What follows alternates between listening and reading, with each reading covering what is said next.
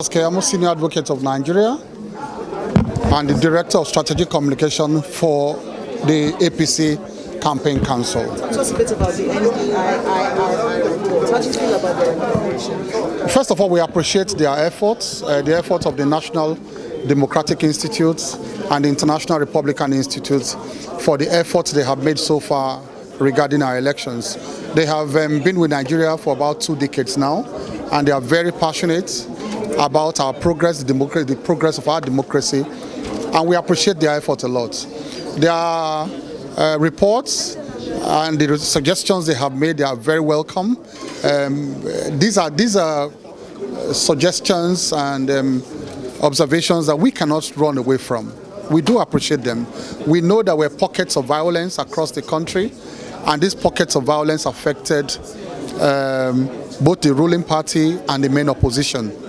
The deficiencies that were mentioned, the drawbacks that were mentioned, also affected both the ruling party and the main opposition. Do not also forget that it is this imperfect system that we are talking about, this imperfect system that the main opposition wishes to spin to appear as if it is the fault of the ruling party. It's that same imperfect system that produced their governors in states where we previously controlled.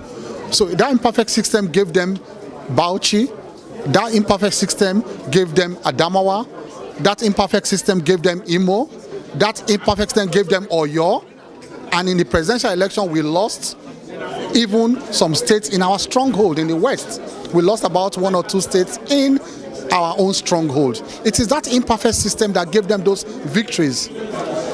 So when they try to spin the story to appear as if all of these reports of these international organizations, observers, are a domination of the ruling party, is a lie. It's actually a domination of every major player in the political system. But the most important thing about the report of the NDI and the IRI, if you read it line for line, is that at the end of the day, they did not dispute the eventual outcome of the elections. They pointed out the deficiencies. For instance, they quoted the independent collation system of YAIGA, and they quoted it with approval, that it actually at the end of the day reflected the overall wishes of Nigerians.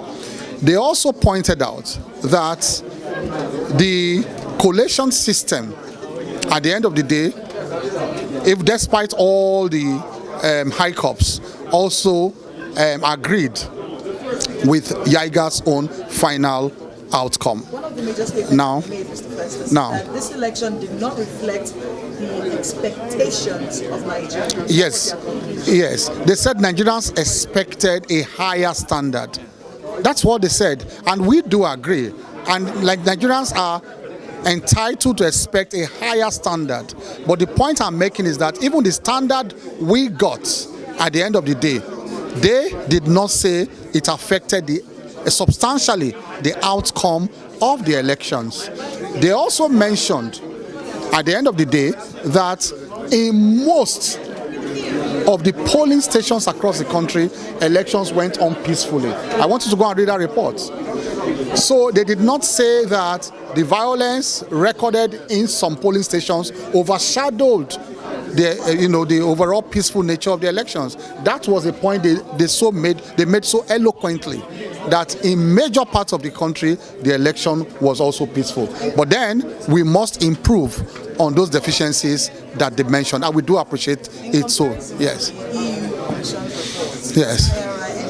How would you rate the comparison? That from the EU, which brought a lot of questions. Yes, I was going to say, your tone on Saturdays and today is markedly different. Why? Yes, because at the end of the day, the EU did not make this kind of observation that the NDI and the International Republican Institute made, that most of the polling was still peaceful. I appreciate that point they made so much, and that's the point we have been trying to push, that if you mention the drawbacks we have in some polling stations across the country, at the end of the day, you must make a comparative analysis comparative analysis to the point that, well, haven't mentioned all of this violence that happened in some polling stations and all that. What was it compared to the other ones that went on peacefully too? They made that point so eloquently that at the end of the day, the peaceful polls across the country far overshadowed. It was far more than the pockets of violence that we noticed across the country. But as a senior advocate of Nigeria, would you agree with the suggestions made that electoral petitions should be taken straight to the Supreme Court? Well, the Supreme Court by law is not a court of trial. And in most cases, for election petitions and some other disputes, you need to go through trial first before you go to the Supreme Court.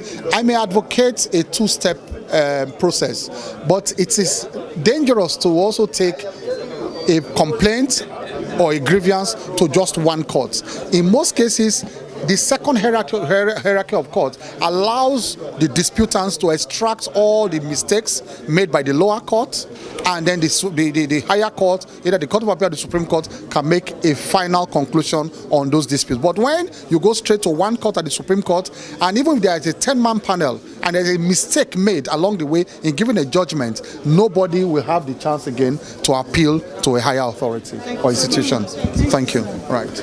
Well said.